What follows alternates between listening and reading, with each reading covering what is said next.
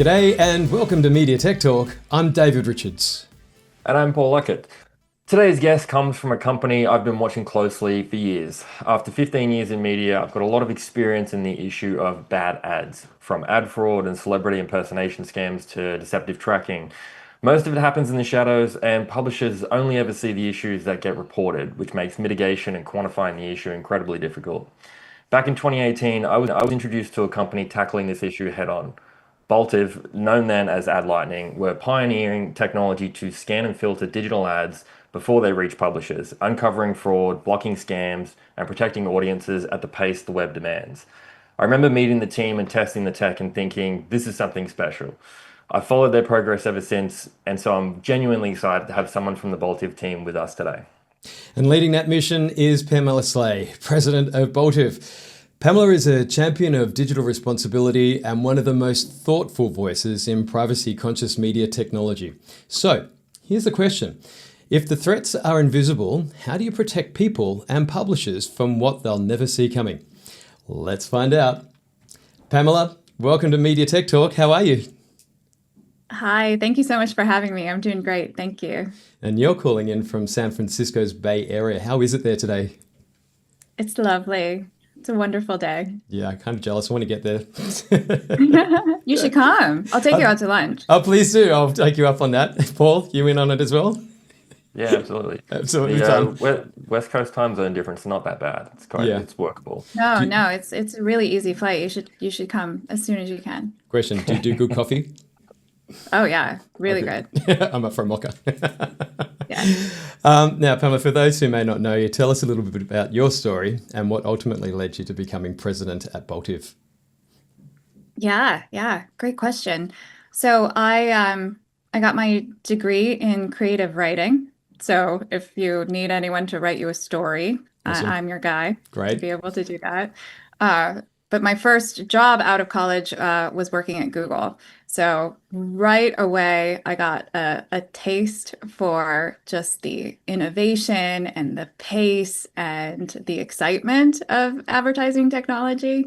From there, I got to work at a lot of really amazing companies. I worked at Criteo, I worked at AppNexus for several years, and then I worked at Index Exchange, and then at InMobi. And then after InMobi, I started my own consulting business, and Nice. I took some time off, which I recommend. Yeah, great. I'm a person who had been working more or less every day since I was 13 years old. And Wow. the first time in my life, in my 40s, I was like, you know what? I'm going to consider what I want to do next. Yeah. And what I honed in on was I really want to continue doing the things that I love. Like I love ad tech, I love the brilliant people, I love the pace, I love the innovation, all of that stuff. But if there was a way that I could do it and do it in a way that's helping people, that is what I really wanted. And, I reconnected with Christine DeRogers, who's the Boltive head of product and head of privacy. And, we had a few conversations, and a few months later, here I am. Wow, that's amazing. Now, you also know Ari Paparo. I do, yeah. Ari and I work together at AppNexus. Yeah. The AppNexus alumni network is just one of those places where, there's all these like wonderful people who have gone on to do really amazing things in all these different parts of ad tech. And we all sort of worked at the same little company at the same time. And it's just, it's a really wonderful alumni network. How awesome is Brian O'Kelly? I'm a big fanboy. He is really wonderful. Like he's so creative. He's so interested. I saw him recently, and I was telling him about what we were doing at Boltive, and I told him that I had read Ari's book. And he shows up several times in Ari Paparo's book, and I was like, you keep showing up, just being like, I gave this company a new idea. I changed, the roadmap for this company. I did this. I was like, would you talk to me about my company? He was like, yes, of course. And, he's been so generous with his time and his thoughtfulness. It's just, he's a great guy. Luckett, you felt the same as well when you had when we had our chat with Brian. Yeah. That was a good episode, a good recording. I really enjoyed that one. it was, I mean, we covered a lot of ground. We touched on a little bit of the LinkedIn drama, With but it was Jeff a fun Green. chat. It's definitely a fun chat. Yeah, yeah. It's still ongoing. It is, All isn't the industry it? events I've been to, everybody's like, "Oh, have you heard about this?" Yeah. I know So- it made LinkedIn fun again a Mm, little bit. So I'm like, didn't oh, it? what's he saying now? Like, Do what's you know? happening? Yeah, look, Gosh. I want more of that. And the banter between these guys at that end of town is just fascinating because it really opens up the fact that they are serious about what they do when it comes to business. Yeah. But for them, and Brian mentions this very clearly, it's about people, not the product. The product's obviously important, but if you don't have the right people, the product won't work really at the end of the day because obviously issues with delivery and project management.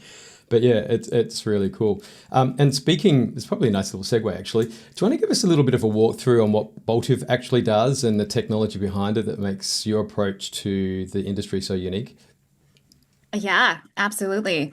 Um, so Boltive, on a high level, protects publishers and consumers by making the ads safer, like we were talking about earlier, and also more private. So we have two products, both of which are very helpful. One is the Ad Lightning ad security product. So it's an anti-malware ad scanning tool that blocks any bad ads before they render.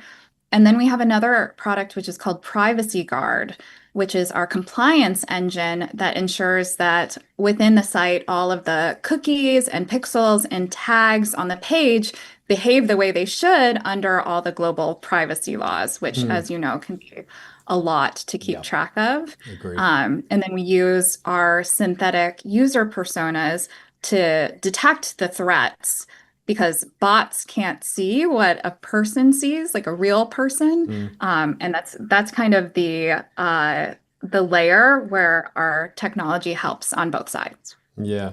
One of the great things I loved about Boltive is the reverse image lookup. Luckett, you've seen this firsthand. When you get a celebrity coming through on one of the supply feeds into the network in Programmatic, and the celebrity is being arrested by New South Wales police, we've all seen it, and it is literally whack-a-mole because that campaign can come through a number of different SSPs. Paul, how have you managed that in past? Yeah, I think, look, on the publisher side, as I said in my intro, like, this is something that those of us who have been in ad ops, ad tech, programmatic kind of space for a long time know about it. We know how pervasive the issue is, but you're right, it's whack-a-mole. It's the programmatic space in particular is as good as it is and as efficient it is, it has a lot of room for improvement, and there are a lot of gaps, unfortunately, in terms of like what publishers can actually do proactively on their own to really stamp the issue out. And so, there are a lot of rules and things that you can put in place in the platform. There are a lot of, checks that you can put in place around going through GAM to, scan what creatives are coming through on a daily basis. The platforms have some of their own scanning, but I think, one of the things one of the reasons why I really enjoyed working with and talking to the Ad Lightning team back in the day was, and this was obviously the company was much much younger back then when I first met them, or met you guys, and was that it was kind of the first company that I'd met that was really giving publishers those tools that could actually, really take that extra step and proactively try to, close those gaps, but also quantify the issue as well. Because as I said, like, the only ones that you know about are the ones that get reported. You don't know about the ones that don't get seen or don't get found. And there are a lot of people on the internet who probably go to publisher sites, see these issues, and don't report them. And so being able to actually, quantify that number and see. I remember when we did a trial many years ago, like seeing the actual numbers that were being reported in the platform was absolutely shocking. Just in terms of what how much more than we thought that was actually happening. So Paul, can you remember the percentage or a rough estimate on what the percentage of fraudulent ads coming through just in a normal sort of environment, like on a month?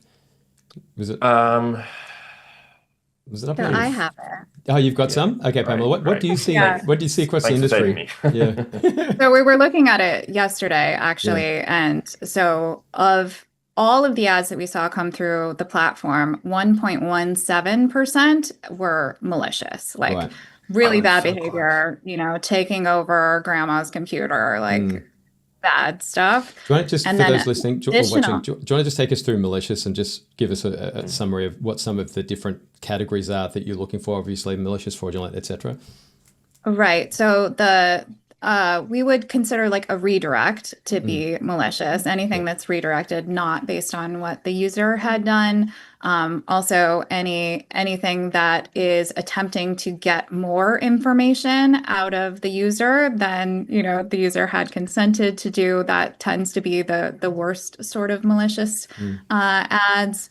That's the main categories that it falls into when we look at malicious. There's another 10 to 11% on any given day that's just really miscategorized. And that spells a lot of trouble for publisher websites. Yeah, that's a lot when you think about It it. is a lot. Yeah, it's more than I was expecting. Yeah, like I agree. And where are you seeing these actors come in from? And I want to give a quick case study in the work that I've been doing. And this is fact, that when we see these ads come through, we talk to the supply feed or the supply partners and you let them know, which is where the whack-a-mole piece comes in. Because once you get rid of it on that supply partner, then it pops up on another one. But when we start doing who is on the URL to see where the landing page is hosted, strangely enough, it's countries like Russia. And I'm calling them out because in this particular case, we've seen a couple of them coming through from there. But strangely enough, we've seen some come from the west coast of the USA as well. So is that what you're seeing as well? There's always bad behavior in Russia. Yeah. I don't know why that's just, it's been like that for my entire career that I'm aware of, is that you have to be extra careful when it comes to Russia. But the important thing to note about trying to catch bad actors is that once they know what you're looking for, they're going to change it. So if they can tell that you're automatically blocking a bunch of stuff from Russia, it's going to show up in another place, And so every time that you put some sort of machine learning into your algorithm to say this IP address or this payload or this, they're just going to change it to make sure that, they can get around you the next time. So it's really hard to even say, like, watch out for this country or watch out for this region, because as soon as you start watching out for that, they're going to change. Yeah. And would you see VPNs coming in from their side who are obviously hosting these web pages? Is it as simple as that for them to just change the location of where they're hosting the page from? I think that there is. There are there's a lot of different ways that these bad actors can host. So it's not just sort of like, okay, we have a farm in our home country close to where we live. There's lots of like really interesting creative ways that they can find ways to get into devices that are manufactured in China that are sold around the world, for instance. Wow. And so those devices, although they started out in China, end up in the hands of people all over the world. And those people don't know that they have these things that are in the background doing bad things. So it's very, very hard to be able to even say, like, okay, this VPN or this signature or this whatever is the thing that we need to stay away from, like, because they change so quickly and they become so sophisticated so quickly. Are you seeing dynamic creative come into the play as well to really muddy the water if your platform is looking for creative insights to identify whether it is a fraudulent ad? If it's using that as an algorithm, it's basically created its model based on this image is bad and it pops up on another feed, then, if they've changed that obviously makes it more of a challenge for Boltive to track and monitor that campaign. Well, I would say that is sort of the table stakes. Yeah. So the way that Boltive's technology is created is we have to look like a user, because if we look like a bot or we look like a scanner, they always have like a really nice ad that they will show. It's like, oh, this is an ad for flowers, or this is an ad that you've seen before. But as soon as they think that you're a real person, that's when they're going to give the malicious payload. That's when they're going to give, whatever they actually want from you is going to show up. So Boltive has 7 different patents on all of the different things that we do to look like a user while being a simulation.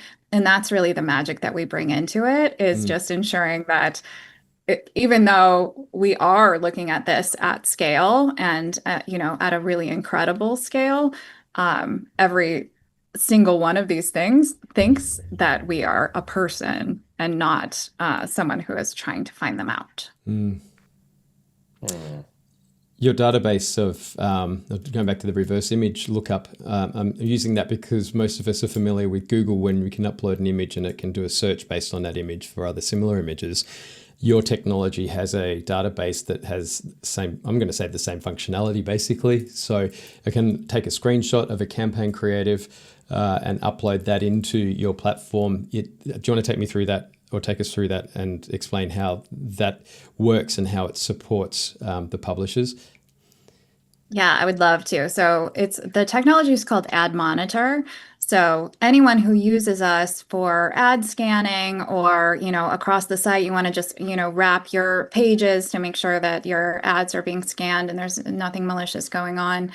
We are looking at all of the ads that happen across all our entire network. So billions and billions of ads every single day.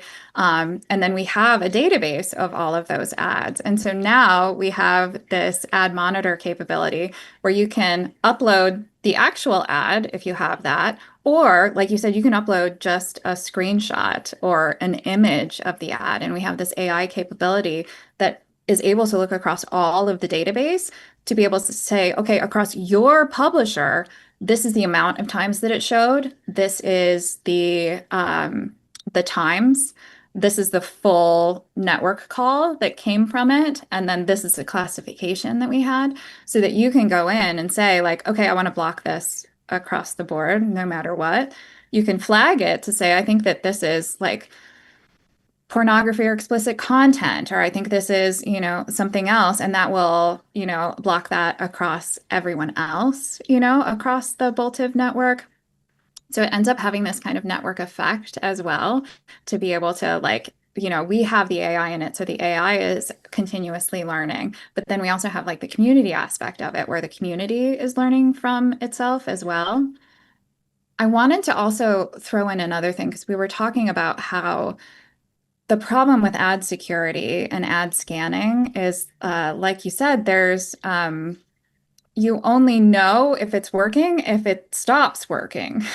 Yeah, So that is so true. if a bad ad gets through, Yep. it's like, oh no, how did this happen? And things like that. So all of the players in this space, I think, have really good technology and are doing their best. I selfishly think that Boltive is the best, of course, but everyone else is doing quite well also.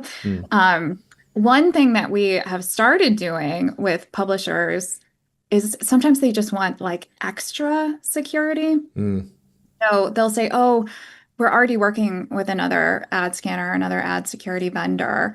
But we'll just send them reporting of all the ads that we found across our entire network that says okay, here's the bad ads that got through that we found on your sites in your network. And we'll just send them that report.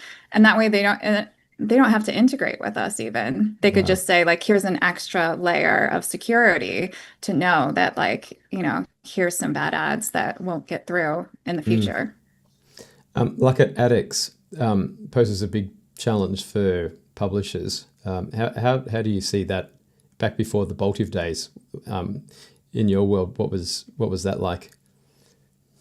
What was what like? I was saying to Paul, just on the AppNexus side, on bringing ads into the network, how is that?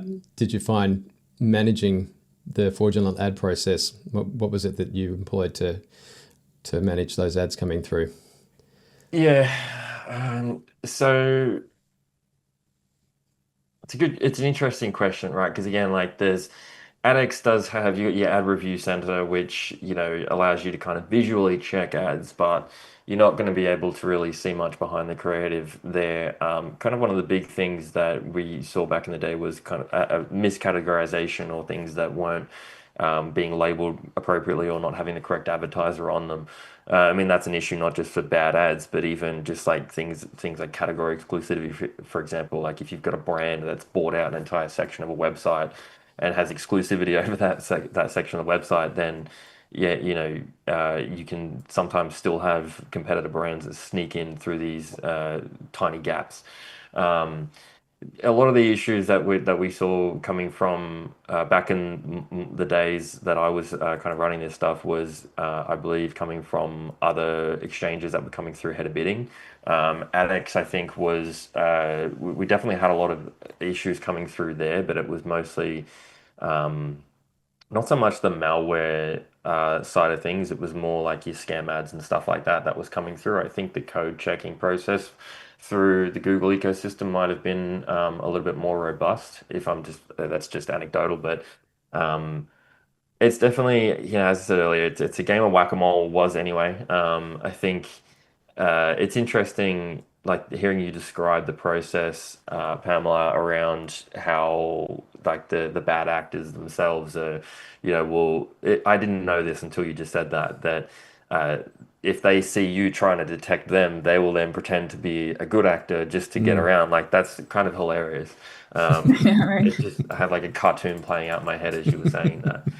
Um, Mm. how I imagine, like with the amount of it's almost like signals intelligence, right?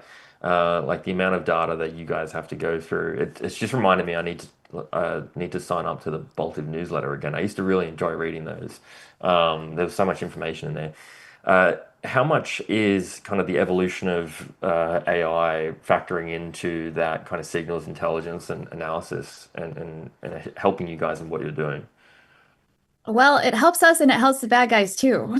Yeah, You know? yeah, So Mm. everything happens much, much more quickly now that we have access to AI. But I was talking to our lead developer just this week about sort of how things have changed, both from a fraud detection perspective and from an engineering perspective. And he said, honestly, we used to measure the fraud detection in days. So they would find a bad actor, they would find, a scam club type thing would be happening out in the ecosystem, and then they would try to get it within like 7 to 9 days. He said, now we measure it in minutes. Wow. So That's a that's the massive difference turnaround. between like what happens Mm. is there's just so many factors. And then we're able to use all of this like AI and machine learning to get a lot smarter and get a lot faster about what we're looking at. Um, but yeah, it's lightning speed. Lightning yeah. speed. Sorry, I'm going to go back to the quick question I wanted to ask earlier. Add lightning to Boltive. What was the reason for the name change? Ad Lightning is a great brand. Mm. Like we love it. The problem was really when we were going from ad security to also we created this great privacy product. Mm. We can't call a privacy product, which doesn't have anything to do with ads, anything to do with Ad Lightning. Mm. So it was like, okay, we have to create a name Uh, that would pay some homage to Ad Lightning, but wouldn't necessarily have ad in the name. So that That's was very why we clever. changed the I name. love it. The Bolton lightning, obviously. much more simple than I thought it was. Yeah, same. What were you Keep it thinking? simple. I'm glad David asked that question because I never actually knew. I never found out the reason for the name change. Yeah, yeah. Um, It's interesting because, like I said, it's really the simulated personas that allowed us to get into privacy and compliance is, from a privacy perspective, and I'm sure you guys are involved in this too. It's just like there's so many new laws and so many new mm, jurisdictions, and particularly in the US and in Europe the regulations are like coming after Mm. everyone Yeah. so quickly and so hard. There's these multi-million-dollar lawsuits that are happening. There's fines coming in. There's just so much happening, and it's very hard for if you have a consent management platform, which pretty much every website has at this point, but if you have a CMP, that's a really heavy lift for that CMP. And the CMPs don't necessarily have all the reporting that has to do with the complicated stuff. And it's the complicated stuff that will get you in the most trouble. And so, like, do you know all of the cookies that are dropping across your website, including all the piggybacked cookies, including all of like every single tag? Like, what's a marketing tag? What's a functional tag? What, and then are all of those behaving the way that you would want to according to your opt-in and opt-out rates? That's almost impossible to get out of your CMP today. It just is. Because CMPs are not really built for that. They're built to like, push the banner out and do like little bits here and there. But if you have a simulated user persona that comes in that looks like a person, and that person is an opt-in person, and then you can see exactly like, okay, what sorts of cookies are dropping, what sorts of pixels are dropping, like what kind of behavior am I seeing? We can even show off-site, if you're on like Sephora.com and then there's a Sephora ad that showed to our simulated user off-site, we can see like, okay, well, they opted out. They actually shouldn't be seeing that, and so that's something that you should go back and, just check on with your marketing. Yeah. It's really useful. And, because nobody wants to be out of compliance. There's just so many easy mistakes that you can make. And so it's just really nice to have like a platform that you can go to be able to say like, oh, we accidentally messed that up, or like, the website team did something and made a mistake. We've got to fix it, or, things like that. Is the CMP, because for those who may not be familiar with the consent management platform, the little banners will pop up at the bottom of the page asking if you want to accept all the cookies and everything else. There's also that option there. Well, actually, it's not an option. It's a statement that says critical cookies or data partners. You can't turn that on or off. Would Boltive be considered a critical player that can't be turned off when these platforms are set up on the publisher side? I would expect so, but would you see that? So for the most part, Boltive is only going to run if the ads are going to run. So if your web page is set up to show ads to someone, then like you're going to see a Boltive ad. So I don't think that applies. Okay. Yeah, that's fair. Sure. Take me through the process on how Boltive fits into the delivery of an ad on a page. So from the supply to it being displayed, how does that work? Yeah. So typically if you have Boltive as your wrapper, what we want to make sure is like, as we get the ad call from, the ad that you have chosen, that's like won your auction or is coming from your ad server, that we do all of the checks to make sure that this is a safe ad before it renders. So some of the checks that we would do, I'll just like walk you through some of them. We do an initial deduplication. So we want to know, is this an ad that we've seen before within our tech stack? So we'll look at like, the procedural hash, the screenshot, just to ID all the known creatives and see like, is this a new creative? If yes, let's keep going. So we do a controlled rendering. So we're going to run ads in containers and fake sites so we can trigger any bad behavior that might happen, because it might be just like part of the ad is doing bad behavior or only like in certain circumstances. So we have to do some controlled rendering to make sure that works. We run it against blacklists, deny checks for any known bad signatures or risky domains. We have a click-through analysis that follows to the ad landing pages, scans them using the Boltive threat hunting tools. We also do a machine learning classification just to make sure the category enforcement is working in the right way. And then we watch for any abusive CPU or memory spikes, because sometimes even if an ad is just like extra heavy, it won't show up, and that's because there's probably something iffy happening behind it.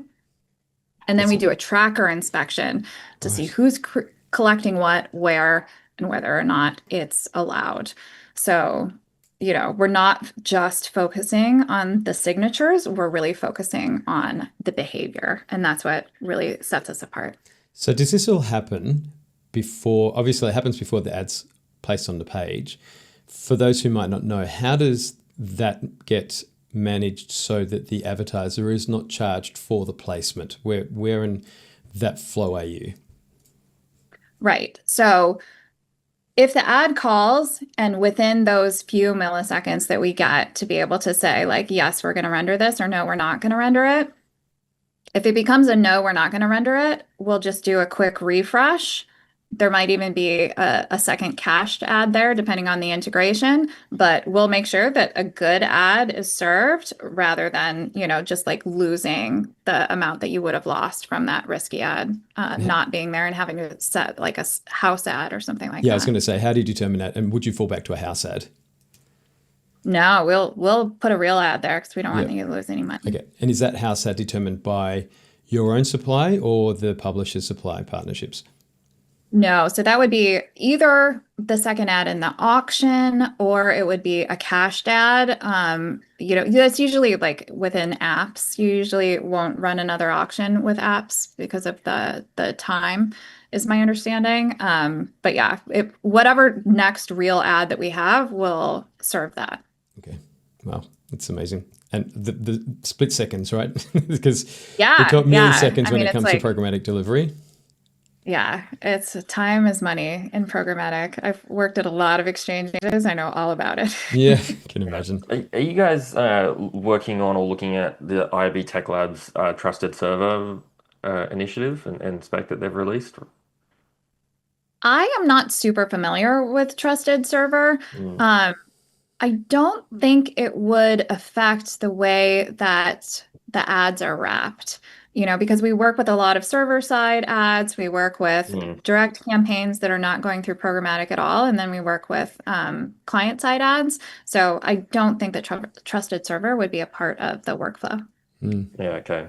And I guess for everybody who's listening who doesn't know what that is, basically it's the idea of moving as much of the ad auction process from start to finish into the server. So it's all happening server side within containerized server environments. But I think we'll have Tony Katzer on the podcast one day to talk about that in more detail. So we'll leave it What do you think about it?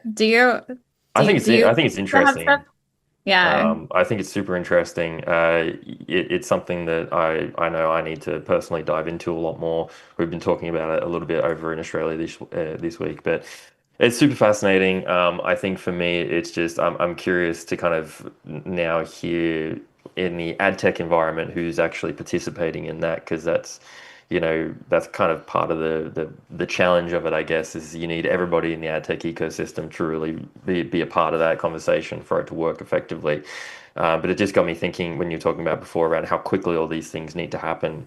It just made me think about that because, it's supposed to reduce the overall time to complete on the auction process to milliseconds rather than hundreds of milliseconds. So that's super interesting. And I guess the thing... Would everyone need to be in the trusted server? So from the way that it was explained to me, that you can still have people operating outside of that, but it's like I guess from what I understood at the time, and this was the other day was the first time I was kind of getting into the details on it. The more people that are involved and within that trusted server environment, the better. You can still have people operating outside of it as well.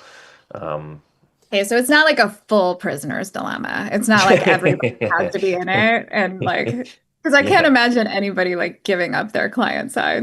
Yeah. Well, everyone else can do that. I'm gonna stay where I'm at. Yeah, I'm not sure if we're ready for that yet. It'd be great, but and I guess the thing to point out as well, I think with this kind of malware, and then especially with tracking and privacy tracking issues as well, is that a lot of this is happening within the open exchange, right? So with publishers, the more direct buying deal types will probably be less likely to have these types of bad actor issues when you're dealing with a brand or agency directly.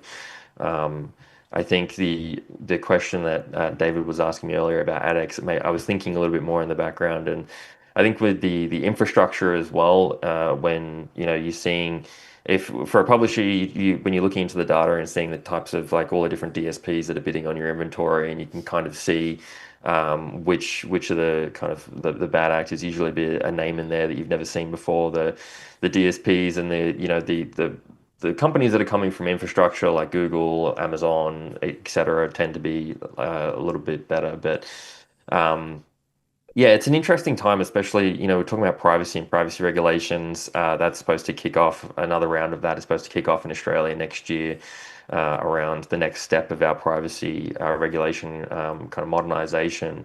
I guess, the broader media industry as well is at an interesting point right now with the threats of AI discovery and what that's doing to search traffic to publishers. I was curious what the kind of the conversation that you guys are having with publishers is. Is this saying, because I imagine it can be a bit of a hard sell, in like it's a great product in what it provides, and it is so crucial, but as I kind of we talked about earlier, it's a hard to quantify problem. If a publisher does see 10 bad ads a month, it may only be, to them it's 10 bad ads a month, and it's these can have massive impacts in their isolated environment. But if you don't know that it's potentially a much more significant issue than that, and you won't know that until you work with someone like Boltive, it's kind of hard to prove that that value, right? It can be. And I think, we have to be compassionate to like what is happening to these publishers' businesses. Mm, The real like ideal customer profile for a publisher that's going to be working with Boltive would not be just looking for a way to prevent bad ads, mm, because like you said, that might be too expensive for them. It might be mm, something that, they're interested in, but also all of the SSPs, and I would hope most of the DSPs already have a solution like this in place. And yeah. so, they wouldn't need probably that extra amount. The ideal customer for Boltive's Ad Lightning product is someone that cares a lot about not just not having bad ads, but the categorization and Mm, like the rendering of the like looking at the whole picture of how the ad operations is working. A smaller publisher is probably not going to like have a lot of individual ads that they're going to like put into Ad Monitor and like find mm, it and take it down and that kind of stuff. I think the more that they are able to sort of outsource to sending it to an SSP or an mm, outsourced ad network or something like that is probably a better fit for them.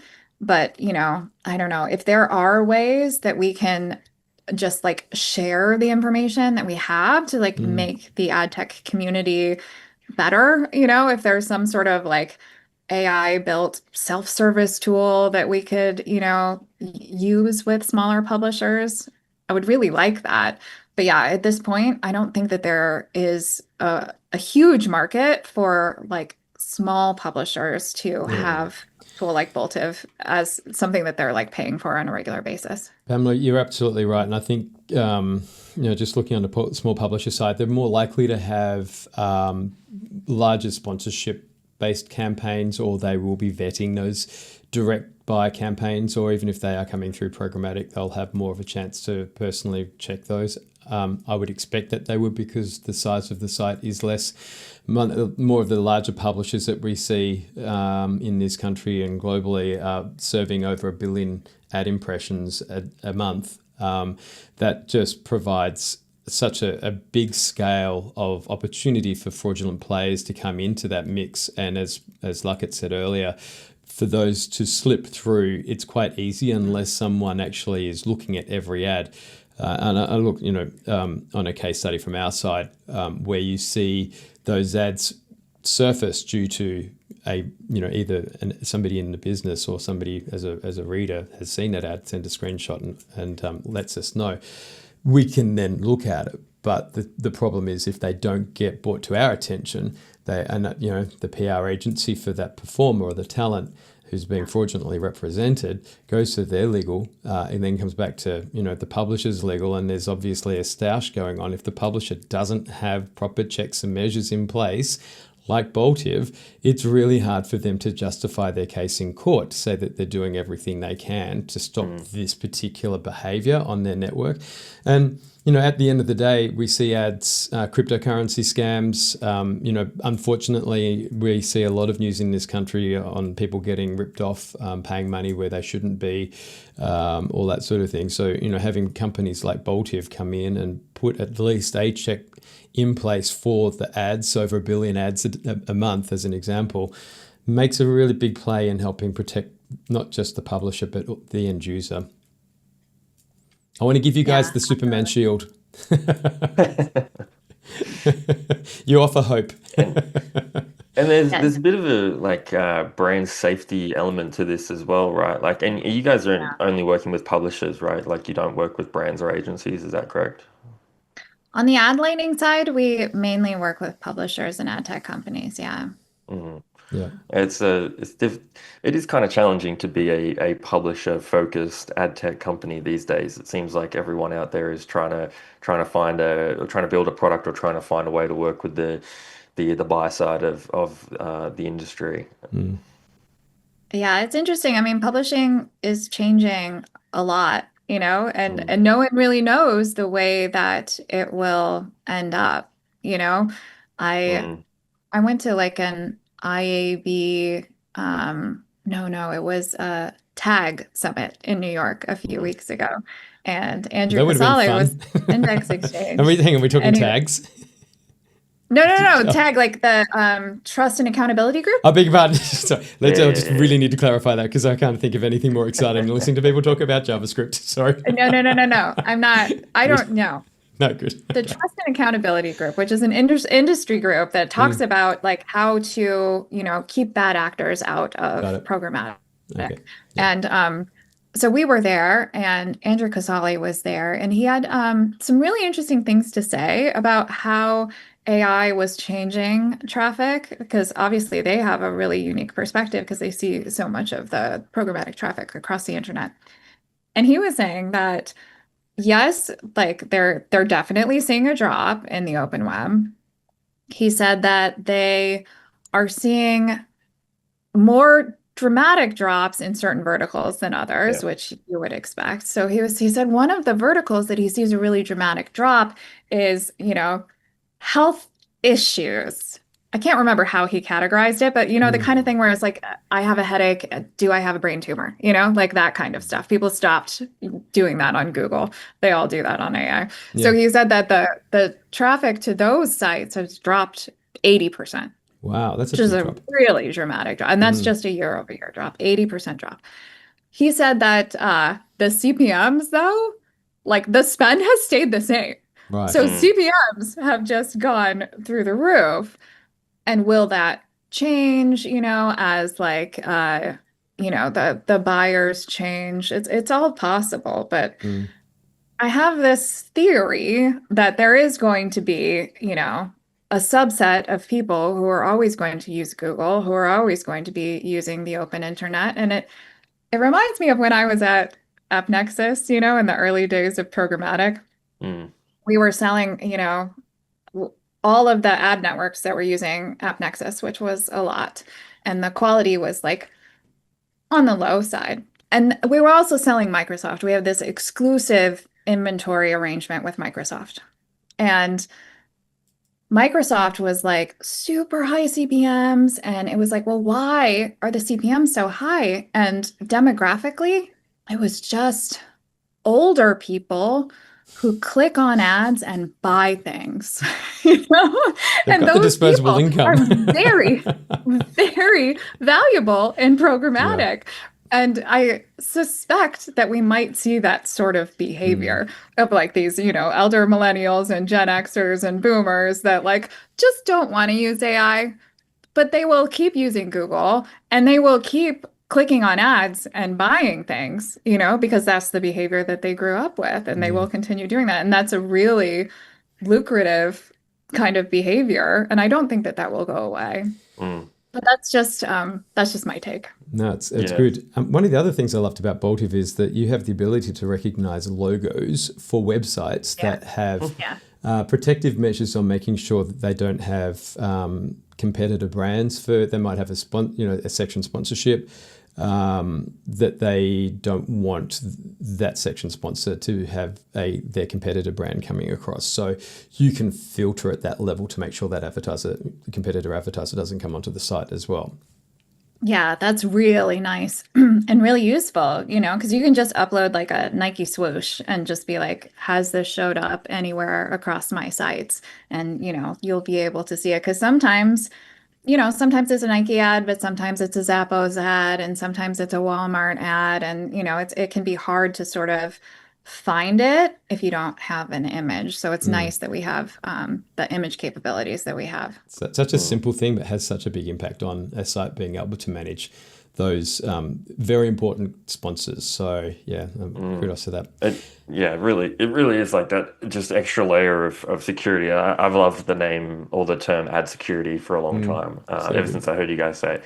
As I said, it really is that extra layer between the auction and the time of it being displayed on the page. It's just a big opportunity there, and you guys are really putting something in place there to help solve a lot of these problems. And I think I liked what you were saying before around kind of wanting to help the industry and help publishers. And I think for me, I resonate with that. Going through the journey that I've been on, working in the publisher side for 15 years, and then I took some time off as well last year, and then starting my consulting business. I found it was important when I started my business to really find a purpose and a mission to drive this, because I can't just be getting into consulting just for the sake of it. There needs to be a purpose there. And I think one thing that I've found is that has become important to me is to really take this experience and knowledge and capability that I have and being able to go out there and apply it to the media industry and help people, whether it's publishers, brands, agencies, ad tech companies, and help them build better, more sustainable businesses. And particularly those smaller publishers that you talked about, I think that those guys are getting really crunched right now, and especially depending on the verticals, as you said, around AI, some are getting whacked way more than others. And I think next year is going to be a really big year in a lot of ways for the media industry. And so I guess for Boltive, what does the next 12 months look like for you guys? Crystal ball time. Here we go. Yeah. I know. It's a really wonderful, really exciting time for Boltive. We've been around for about 9 years, but now we're at this period of hypergrowth, which is just really wonderful and so exciting. And when I think about growth, I want the growth to be responsible. I want to have really truthful and open communication internally and externally. I want us to just make sure that we are thinking critically, but we have the excitement and the innovation and the enthusiasm and everything that brought us to where we are today, and just really, kindle that flame as we're going into 2026 and, riding the wave. And I guess do you guys this is a random question maybe, but do you guys do any work with like government organizations or anything in either the US or around the world? Yeah. We've worked with regulators before, especially on the privacy side of things. And that's good. It certainly makes it feel like we are helping to nudge things in the right direction. And just thinking, talking about the next 12 months, obviously coming into a midterm election period in the US, do these election cycles drive any kind of like increased interest in Boltive products? They have before, yeah. So it'll be interesting to see sort of what happens this time. The last election, there was a lot of political spend. A lot of that political spend actually was not happening across the open internet. The vast majority of it was actually coming in through television and television ads. I've heard that might have to do with the fact that they were so well known in most of the races. People had Mm, decided. There just weren't a lot of undecided on either side. Midterm elections are very different because there is a lot more education mm, around it. So I think there could be a lot more spend in this midterm election. I think, for publishers particularly, it's really, really important to have the right brand and the right signals that are mm, showing on your website, and so there's IAB categorization across political advertising of like, is it political advertising or is it not? But we have a few sort of extras on top of that to be able to say, is this, I can't remember what the exact category is, but like, is it divisive political? Is it not just like Pamela for mm. senator, but it's like I hate Pamela for senator? Like those Why are would very we different hate that? ads, and like you might want to go Yeah, against that. you're Yeah, our okay. hero. Interesting. You'd be through. You've cleared the filter. Pamela, I want to dig into just as we're coming close to the end of our catch up today. Your leadership approach is values led and very people centric. What lessons are guiding you right now? Hmm. The thing that I like to come back to when I'm thinking about leadership and when I'm thinking about just the way that I live my life is just that we only have this one precious life. Mm. And so it's really important to be kind. Oh, that's nice. I like that. YOLO. Yeah, that's an awesome mantra. When you think ahead of your legacy, what do you hope that you or your work at Boltive will leave? Hmm. Well, I hope that the legacy of the company and its products are about being ethical and responsible. Um, I hope that we build a company together that celebrates each other and that rewards creativity and innovation and ownership and hard work. And I hope it's fun. I hope that Mm. the people look back and say, this is the best job I ever had. Mm. You That know would be what? great. I hear so many people working in this industry across, I want to say MarTech because it's just marketing. Well, actually, it's media tech because we've got marketing, publishing, ad tech, you name it, it's all in there. But I hear a lot of people, we were talking about Brian and Ari before, they just have such a people focus on the way that they manage. People first, product Mm. second. If you don't have that people first, the products don't really come through the way they should, delivery slowdowns or quality controls, etc. So nice to find we've got a leading group of people who are really focused on people and empathy. It's just such a lovely way of making sure the industry is moving forward. We're in an amazing creative space as well, aren't we? Mm. Yeah, it's really wonderful. It's Mm, it's so fun to just always be thinking about the next thing. Never yeah, bored. yeah, it's very cool. Mm. Yeah, yeah, that's one thing that never changes about this place. Yeah, Yeah. so true. And I really, as I said, congrats to you and the team for everything that you guys have built over the years. I think you, as I've said multiple times, you're providing a solution and a product that is really unique for publishers. And there's a couple of tech companies out there in the industry that are providing something for publishers that I think is just genuinely beneficial. It's not even a question of like, oh, is this a good thing? Should we do this? It's like, no, yeah, Mm, everybody should be doing this. It's just mm, whether or not the company can afford to. yeah. But yeah, it's just things what you guys do, and I think is great. And all the best, and hopefully we'll have you on again in the future, and we can talk about and celebrate more of your successes. That would be awesome. And like it, I also want to add to that, anybody who's questioning whether they need to have Boltive in their network, think about the legal cost of having one of those celebrity PR managers come in and sue the network. Millions and millions of dollars. We've seen it happen before. Boltive is an absolute stopgap to make sure that that is an investment, not a legacy cost to the business. So that's my pitch for you. I hope that works. Good tagline. That is a very good tagline. Thank you. Yeah. Pamela Slea, President of Boltive, thank you so much for joining us here on Media Tech Talk. The conversation with you has been amazing. Thank you so much. It was my absolute pleasure. That was Pamela Slea, president at Boltive. I think it was a good episode, Luckett. Yeah, it's a good chat. They're a good company, a good team. I've known the guys for a long time, followed their journey. So yeah, I was really glad to have Pam on and have a good conversation about an area of the industry that doesn't get the attention it deserves, and just try to shed more light on that. Yeah, so same. It's a bit like that attention thing that I have with your hat right now. What's going on? Where did you get that from? That time of year. This is actually part of my Santa outfit overall. Is it really? Somehow I managed to acquire one myself. Hey, mate, I just want to say legend effort on getting the first 9 episodes for the year done.